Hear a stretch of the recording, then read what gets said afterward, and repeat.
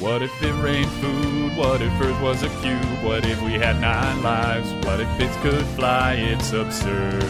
If money grew on trees, if we didn't have knees, if we walked through life slightly magnetical, it's absurd. Absurd Hypotheticals. Hello everybody and welcome to Absurd Hypotheticals, the show where we overthink dumb questions so you don't have to. I'm your host Marcus Lehner, and I'm joined here today by Chris Yee and Ben Storms. Say hi, guys. Hey, I'm Chris. Hey, I'm Ben. Guys, we get to do a lightning round today. I'm excited.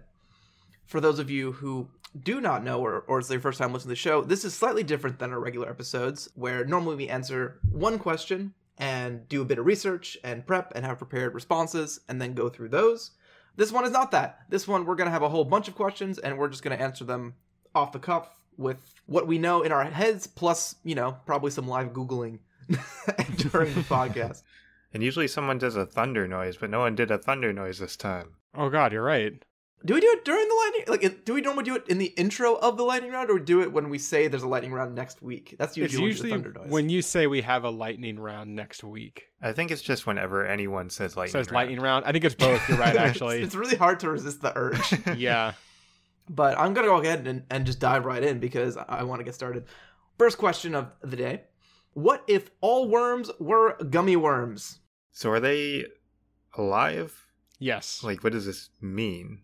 So they're alive, but they're just made of gummy. Yes, they got to be alive. I think it's just they're alive and they move around and stuff, and they're just made of gummy instead of made of worm. Okay. So this is I don't actually know the answer to this.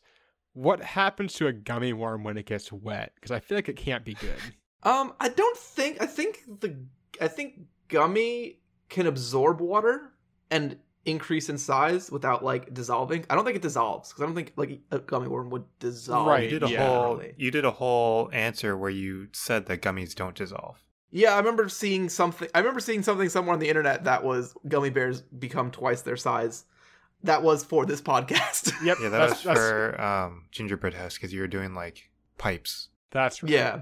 That is what it looks like, yeah. So when it rains, gummy worms would get bigger. They would engorge. Swole worms. So normally when it rains, worms, they rise to the surface of soil, but I don't know what would happen in this case. Would they just, heave up the soil? I mean, there's not that many worms. Soil is compressible. You can squish soil to make it... if a worm is underground and gets bigger, it won't push the ground up that same amount. If they're very surface level, maybe. Yeah, I guess there aren't that many worms. Because I don't think their behavior would change. We'll treat them like regular worms. They come up when it rains just because they want to. Is that why they come up? I always thought it had something to do with, the rain forces them up somehow. I was assuming it was to avoid drowning, but do worms breathe? Why do worms come out in rain? I thought it had something to do with, the pressure that happens in the soil that, pushes them up. The worms can't get enough oxygen when the soil is flooded, so they come to the surface to breathe. Ah, there we go. Ben is right. I was right. Is rain good for worms? Probably not. So worms can drown. I don't know how that's relevant to this question. question. Wait, no, this one's fact-checking it. Just reconnectwithnature.org is fact-checking that fact. Oh. Yep, Scientific American agrees. Oh man, we got a mystery here.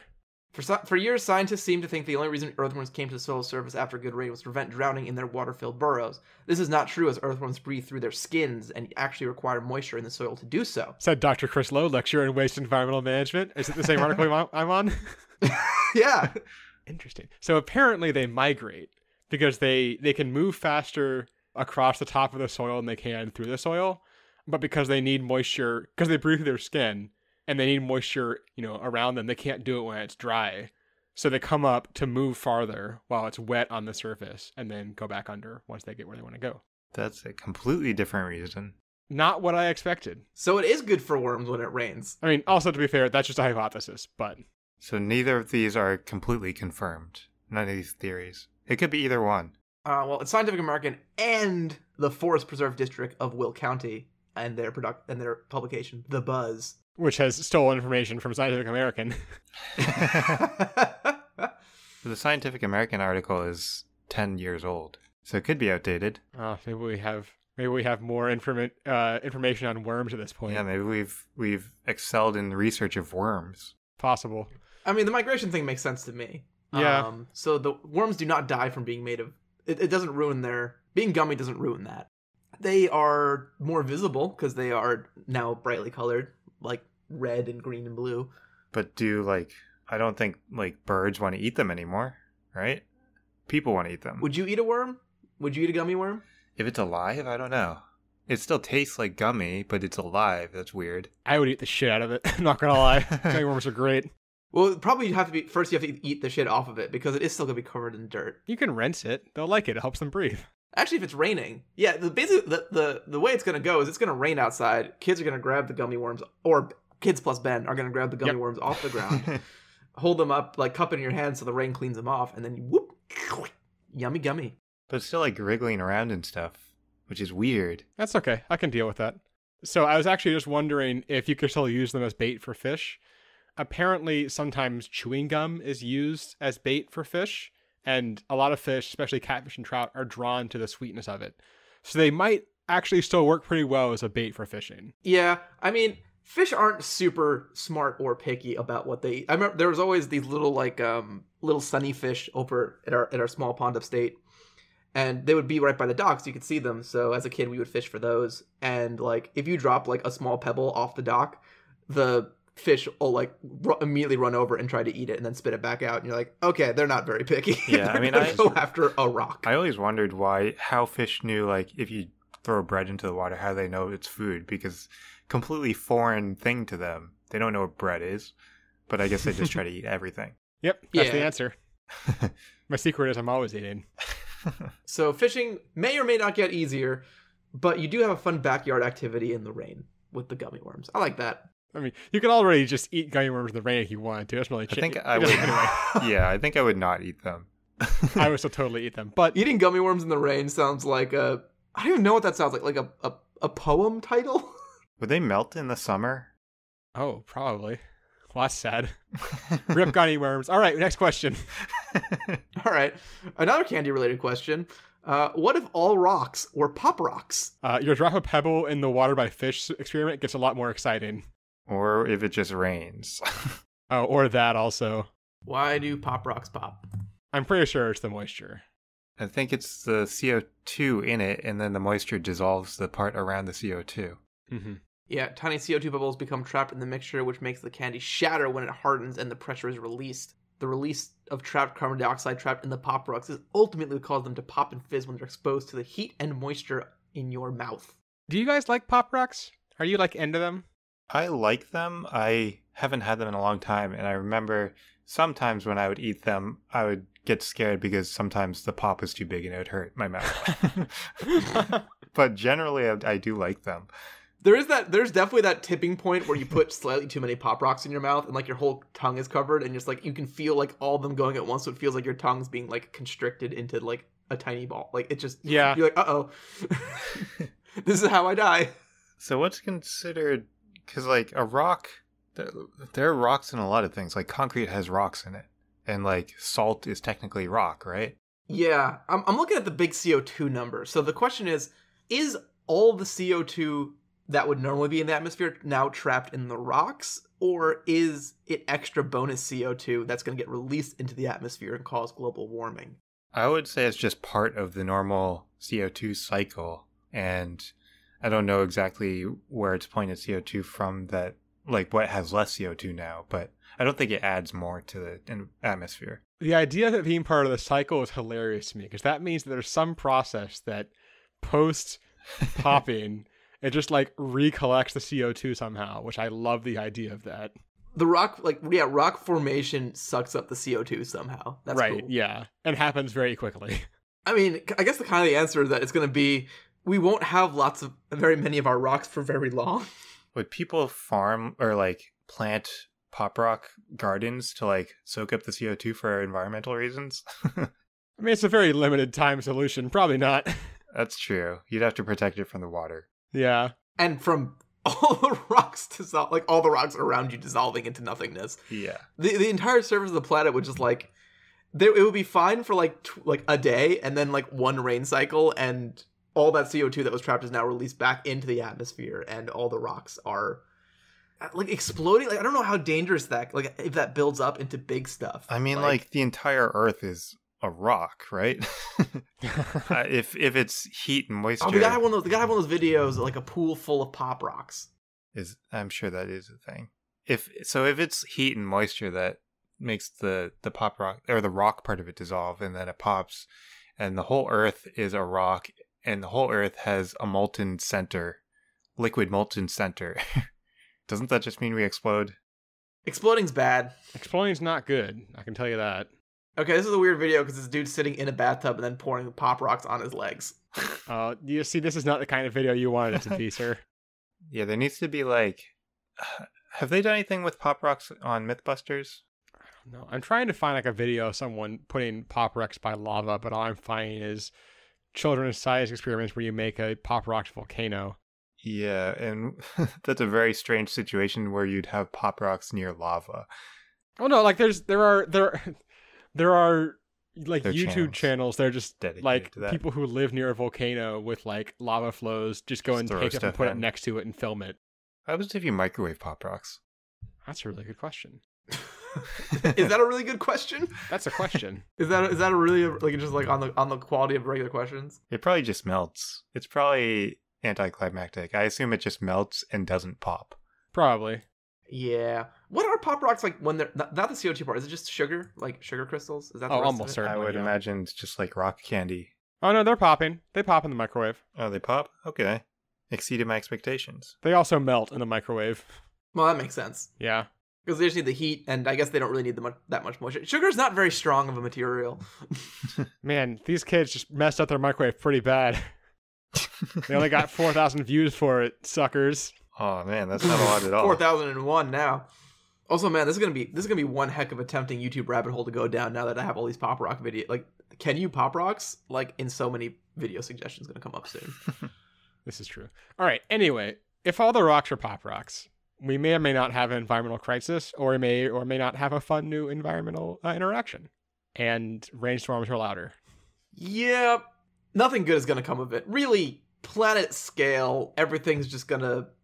Sugar's not a strong enough, dense enough rock, and the planet's just gonna implode on itself under its own weight. Honestly, if there are no explosions or anything and it just rains and releases CO2, it just means there's going to be a layer of CO2 that we're breathing in. That also kills us. Mm. CO2 is poisonous, not good for you. No. Next question up here on this list. What if everyone became the thing they were wearing a costume of? Yeah, so these first four are rejected Halloween lightning round questions. That's why we had the two candy ones, the costume one, and the next one is about black cats. Spoilers, but okay, so assumedly on Halloween, what if everyone became a thing they were wearing a costume of? Wasn't this a Buffy the Vampire It was Slayer a Buffy the episode? Vampire Slayer episode, 100%. How'd that turn out for them? Okay at the end, probably. That's my guess as well, but probably not great during it. Yeah, not great during, but okay at the end. Did you guys dress up for Halloween this last year, despite? What was not this last year, no. My wife and I dressed up, but very low effort costumes. I might have worn my dinosaur onesie. 2 years ago, I was a taco, so that would have been awkward. 2 years ago, I was Steve Harrington from Stranger Things. Hmm. So I guess I just turned into him. What were you 2 years ago, Marcus? We were at the I same. think also a dinosaur. You're frequently a dinosaur, huh? Oh no, I was a disco guy. I had the generic 80s disco costume. Oh yes, that's true. So that'd be cool. I could have time traveled back. Well, not time traveled mentally back to the 80s. I could have quickly formed some very outdated opinions. Yep, cool. I would have been a taco, so I would have been eaten, and that's kind of the end of my story, huh? Yeah, a lot of people.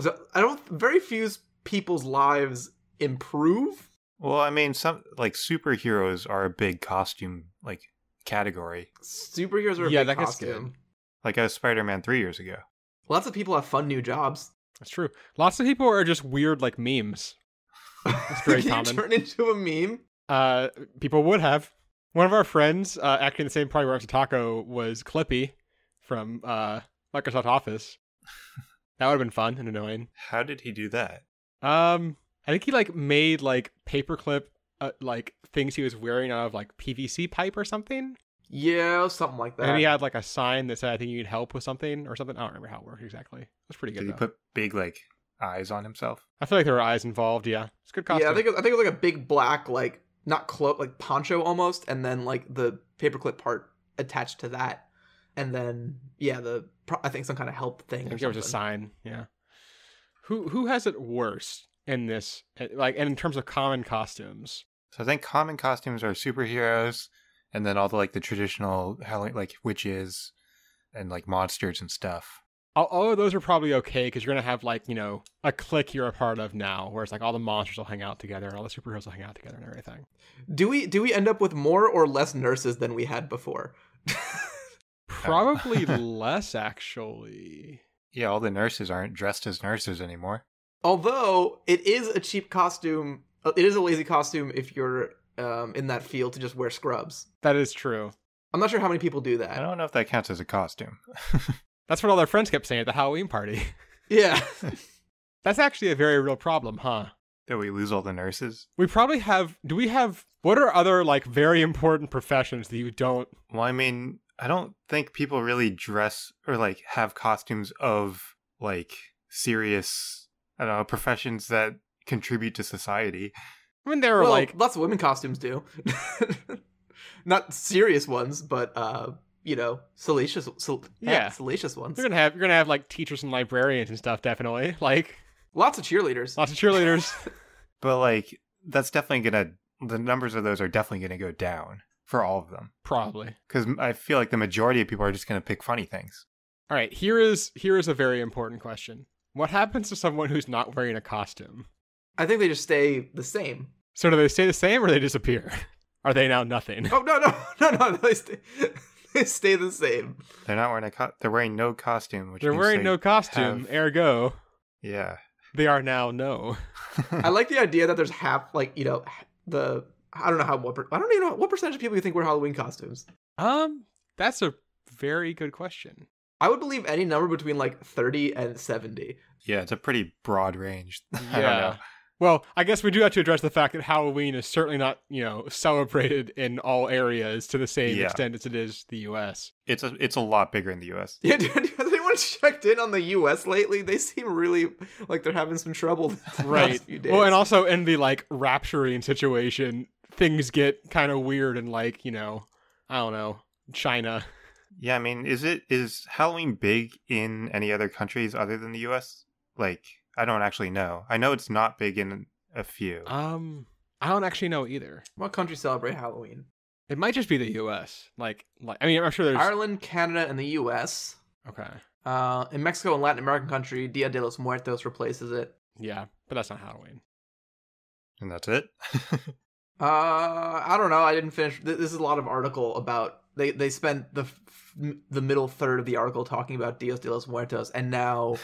the History Channel website is asking me to sign up for their newsletter, so I have no more access to this information. So as far as we know, it is only America, Canada, and Ireland. Yeah, it's only those three countries. And I like the idea that there's like 40% normal people and 60%. Well, it's 40% normal people. Probably like 20 to 40% of costumes do not leave you in a functioning, livable state. Vis-a-vis tacos, products, memes, puns. Oh, so if you're an inanimate object, you don't become an animate version of that object. I mean, imagine not. Yeah, you just become what it is. Yeah. That's it. You want his mayonnaise? You're fracking mayonnaise now. even if I'm an animated taco, I'm surrounded by, assumedly, at least one, like, wolfman. I'm not going to last that long. That's true, I guess. I'd rather be an inanimate taco in that situation. See, what I imagine happening is that there's going to be all these monsters. There's always going to be all these superheroes, and they're just going to become like a hero-villain thing. Like it's a war between them. Probably. That's probably the actual answer. I like that. War. What's it good for? Solving our Halloween dispute. All right, our last Halloween theme question that we're doing like in April.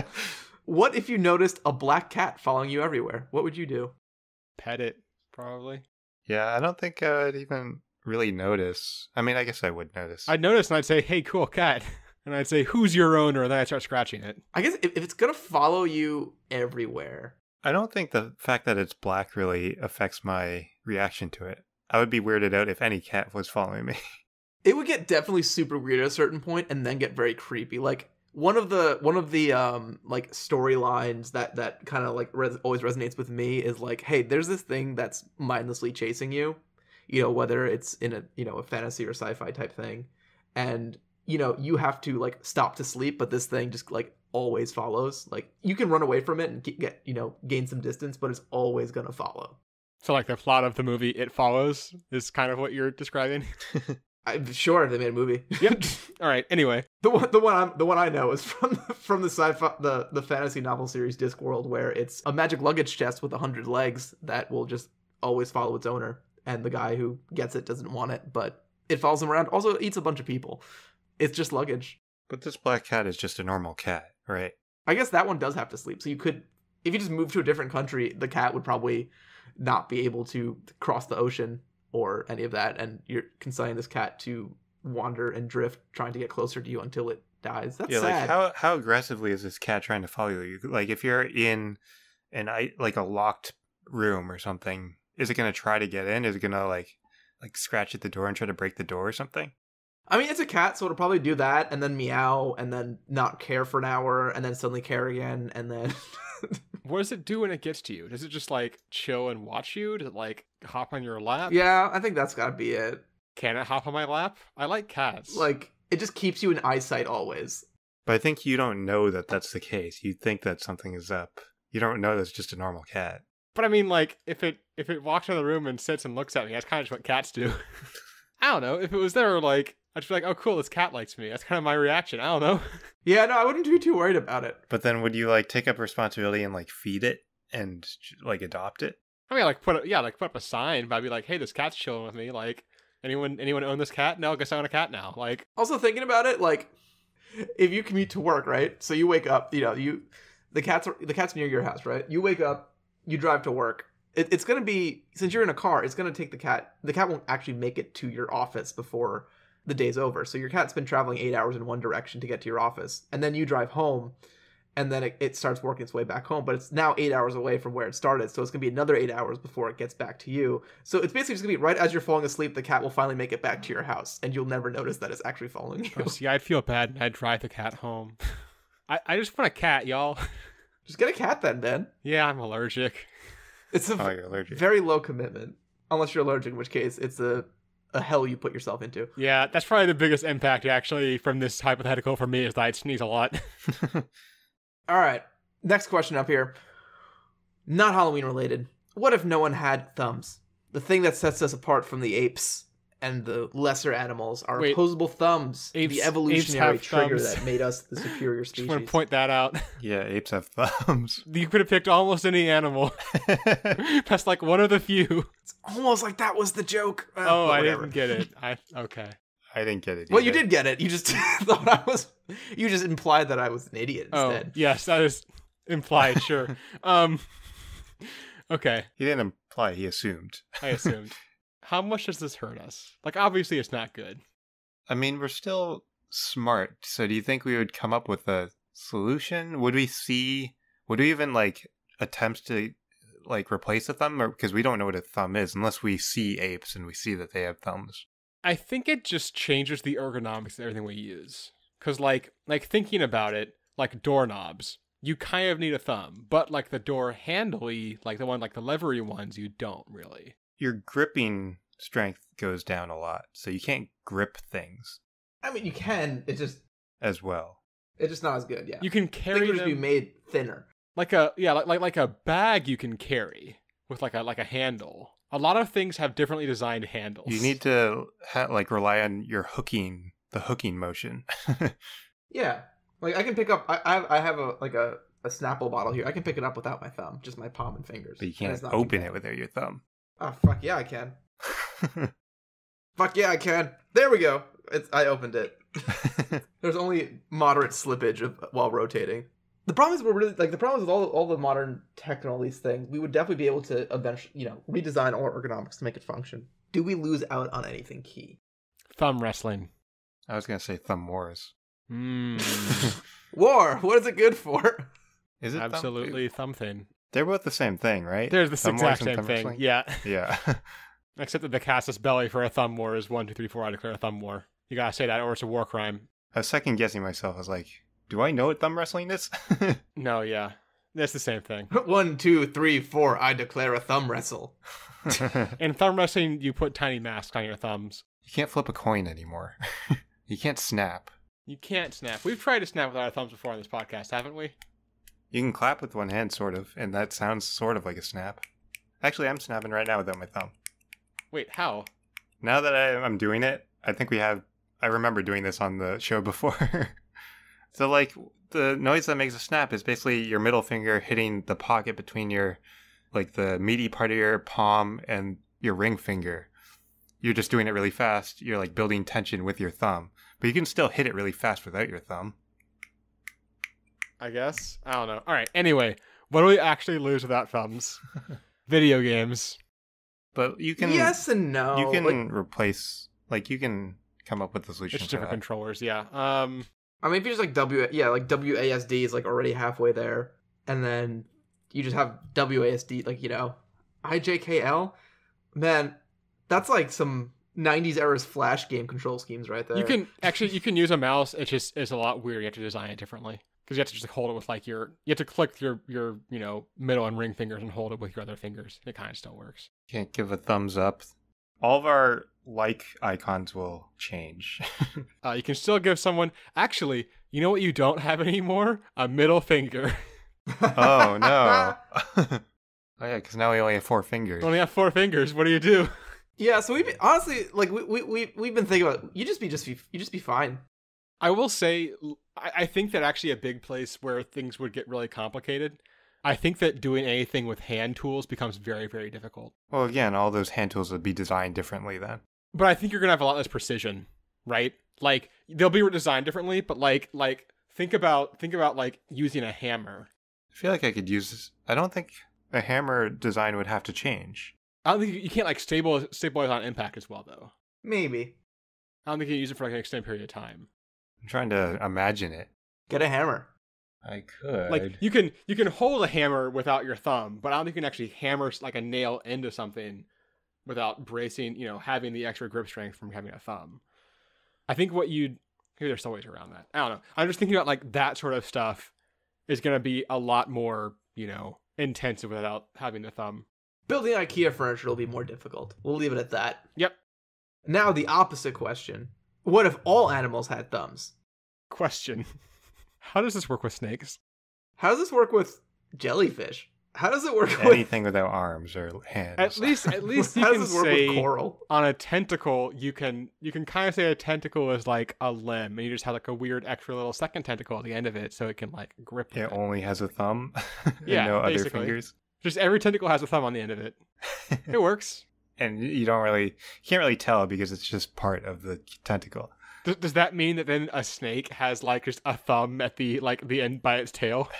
I think it would be like I think the snake would have like 2 thumbs that would be like mid chest, like 1/3 of the way down. It would have like 2 thumbs like little arms.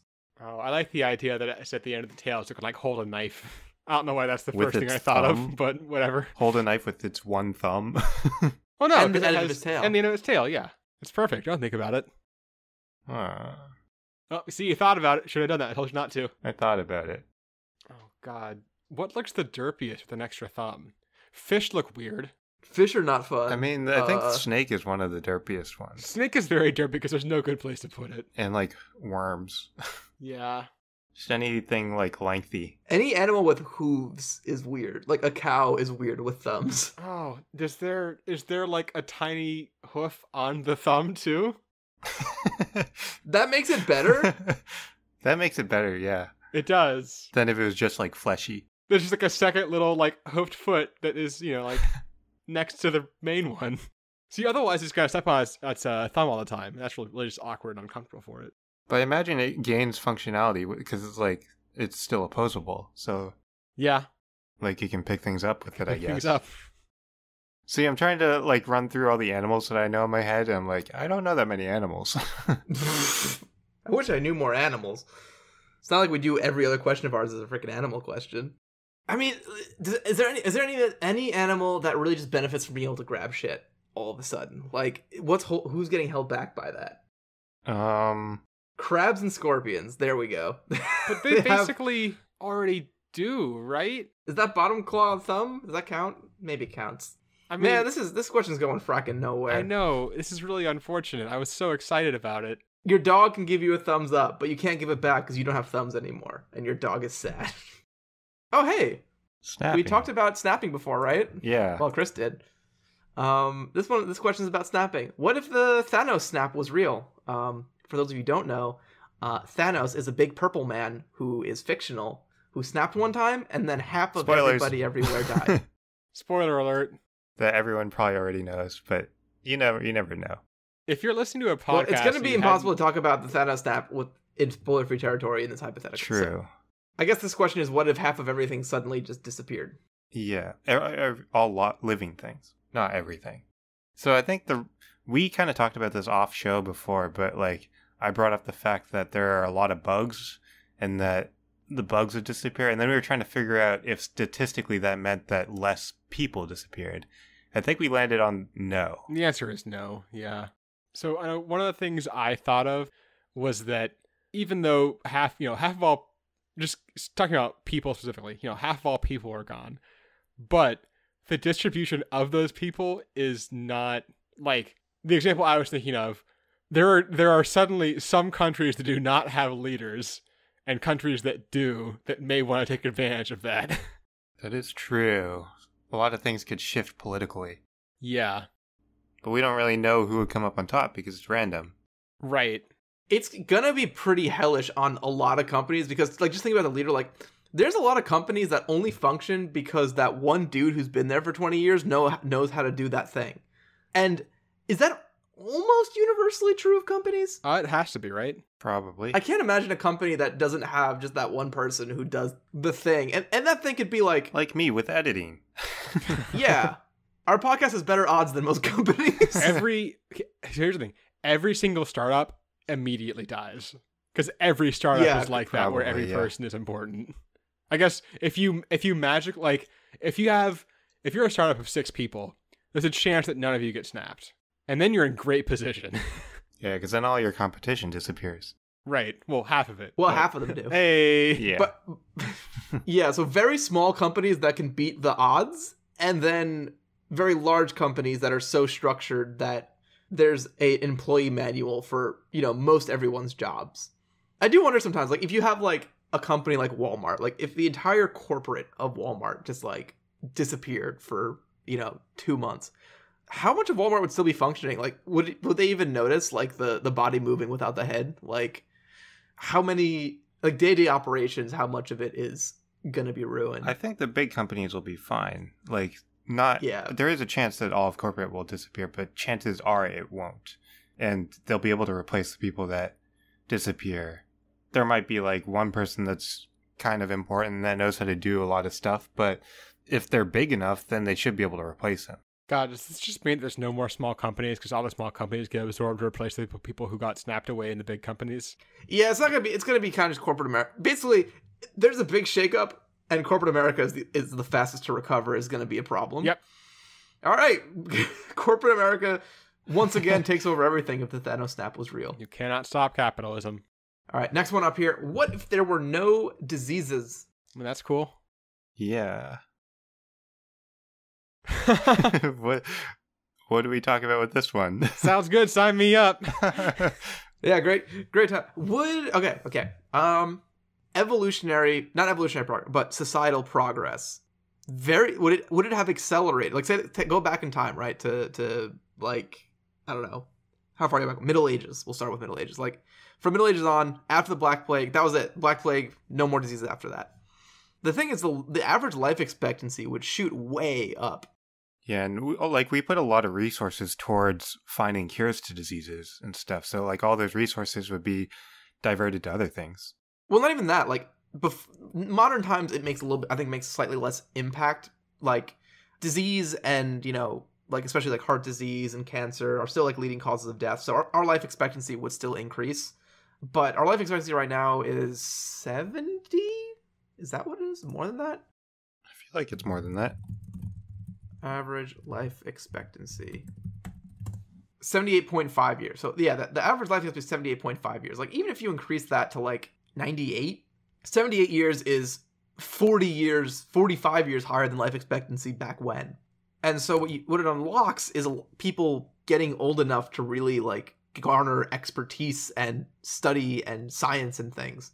Other side of the coin. So using your hypothetical and this hypothetical of the Black Plague as the last disease and then no more diseases, we suddenly, as of, like maybe 30 years past that, have a huge overpopulation problem everywhere. Yeah. Yeah. So there may not be diseases, but there is starvation. And so that'll affect life expectancy. Yeah. But there's more people to figure out starvation. So the problem with that solution is I think we run into resource limits just way more quickly than we, did, is kind of the answer. Maybe. I feel I'm optimistic that they'd figure something out.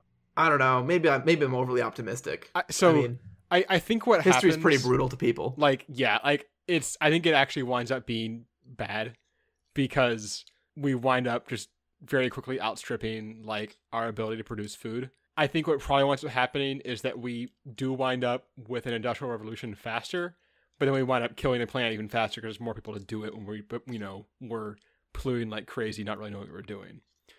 So it's basically the opposite of Thanos snap. Yeah, kind of. Is our industrial revolution much better because people can't get sick working in terrible working conditions of the early industrial revolution?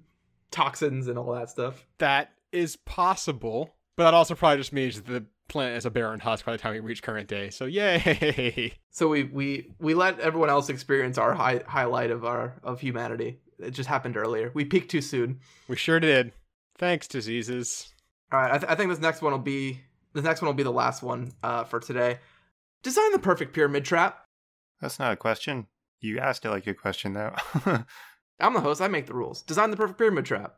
You got a pyramid. Gotta defend it. Okay. Indiana Jones, some dude in a cowboy hat's coming in to steal your stuff. So we looked into this once and just discovered that pyramid traps aren't an actual thing, right?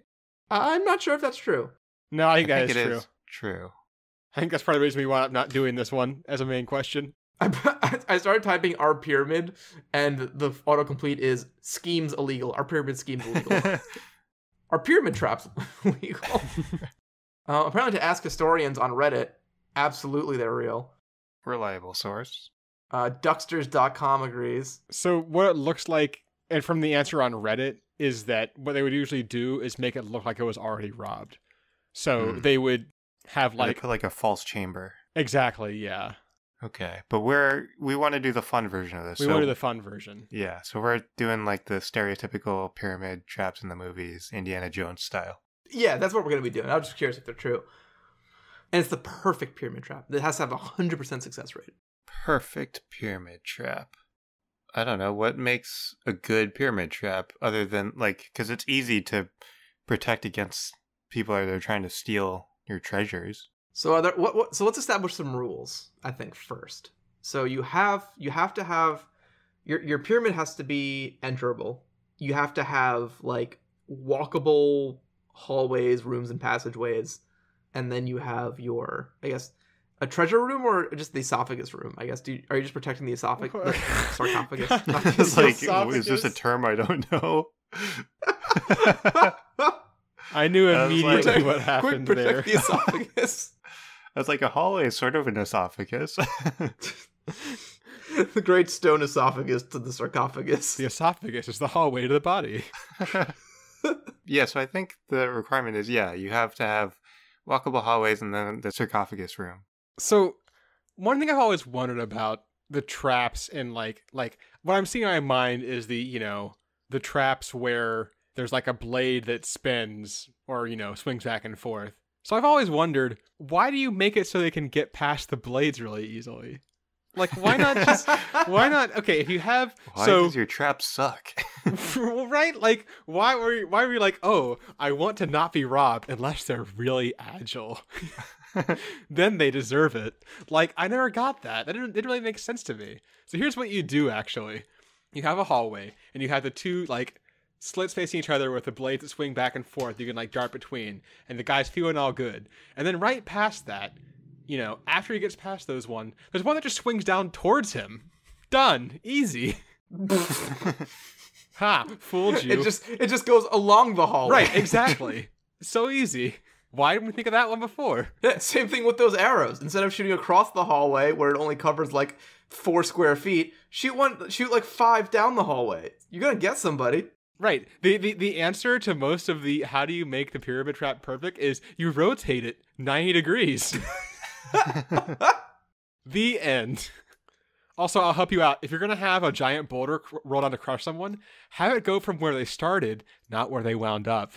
That one you can rotate 180 degrees. Yep. It's all rotation, really. They were so close. So close. If only they knew anything about geometry. They just had the goddamn plans upside down, man. Oh my god. I'm moving on. To our Would You Rather question. Ben. Yes. Would you rather have the ability to hibernate like a bear or chew through things like a beaver? Oh. Hibernating doesn't seem that useful in day-to-day life. Not gonna lie. Admittedly, chewing through things like a beaver also does not seem that useful in day-to-day life. I feel like hibernation would disrupt your life, though.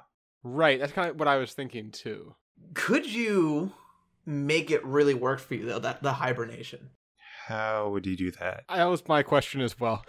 So my first thought is there just a fair number of like seasonal businesses that are quite lucrative, except for the problem of, you have to make your money in that half a year to pay for your winter. It's a lot cheaper just to sleep for like 4 months, 5 months, 3 months, 2 months. I guess that's... How long do bears hibernate? But like, I don't know. We did a whole episode on it, and I don't remember. We did. I don't remember either. 5 to 7 months. So it is 6 months. I feel like your food costs aren't most of your expenses, though. Like, you could do that. That's the best way to use it, probably. Also, don't have to eat like a bunch of food at the start. Yeah, you still have to eat a lot. Like, I feel like the amount of food you eat comes out to around the same. You just gorge yourself for like the last 2 weeks before you hibernate. You don't have to hibernate, though. You just have the ability to. You don't have to do it every year. But when would you choose to? So here's the problem. Like, in my current life, I would, take a week off of work and hibernate? Why would I do that? No, you take 6 months off of work and hibernate. Like, if you're not working, why would you choose to hibernate? Right. Spend that time hibernating. That's kind of the thing I can't figure out. Is there really no use for hibernating? There's gotta be something you can do. Like, okay, so, alright. If you were going to min-max it, if you were going to do your seasonal work idea, what you could do is you wouldn't really want to own a home, probably. You'd probably have to be renting. But you could live a normal life when you're working, and then during your hibernation time, you just rent someone's basement or something for $150 a month, and then just go down there and hibernate. And you just super minimize your expenses, and you can build up some money that way. However, I don't think it's worth basically just giving up half of your life. Yeah, that's the trick. You still age while hibernating. Right. Okay, so generally the hibernation thing we think is a negative. Let's look at the beaver thing. Well, it's not a negative. It's only an ability, so it's always a net positive. Yeah, but it's something you'll never use. So, will you use the beaver thing? I think you might. When would I want to chew on things like a beaver?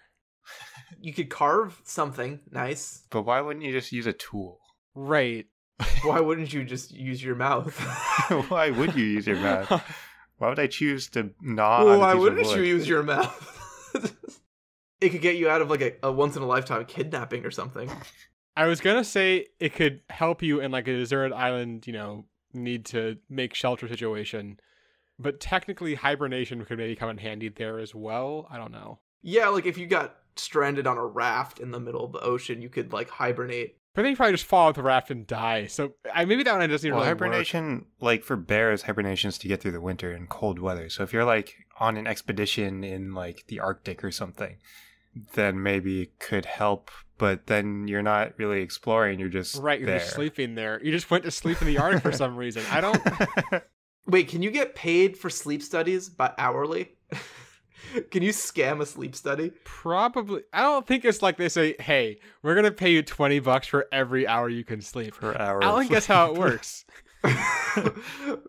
But maybe it's like, hey, you stay here the night and we'll just pay you $20 an hour or something. Maybe there's a sleep study like that and you can be like, okay, it lasts till I wake up, right? And they're like, yeah. And they're like, any amount of hours? Like, yeah, sure, Yeah, whatever. We won't Like, wake you okay. up. It's in our contract. We're not supposed to wake you up. You wake up naturally. I guess. Okay. Under those incredibly specific circumstances, yes, I guess that could be a boon to you. All right. I think I've made up my mind personally. Okay. We'll call it there and then do that. All right. Ben, what is on your mind? I'm going to take the beaver teeth because honestly, I don't think I'm ever going to use either of these, but there is a slightly larger chance I need to, like, I don't know, break down a cardboard box to make it fit into my recycling bin. And I don't want to walk all the way across the room to get an X-Acto knife. Chris? Yeah, I'm in the same boat, I think. I don't think I'm going to use either of these pretty much ever. I think it'll just, like, the beaver teeth will come into a situation where it's like a survival situation. It's the only time I would use it. And the hibernation, I don't think I would use it in a survival situation because it just makes me go to sleep. It doesn't really help me survive. Like, it helps me survive, I guess, but I'm not, like, actively looking for help. People aren't going to find me. I'm just going to be sitting there, and then when I wake up, I'm going to die. I will also say that beaver teeth is a way better party trick than going to sleep.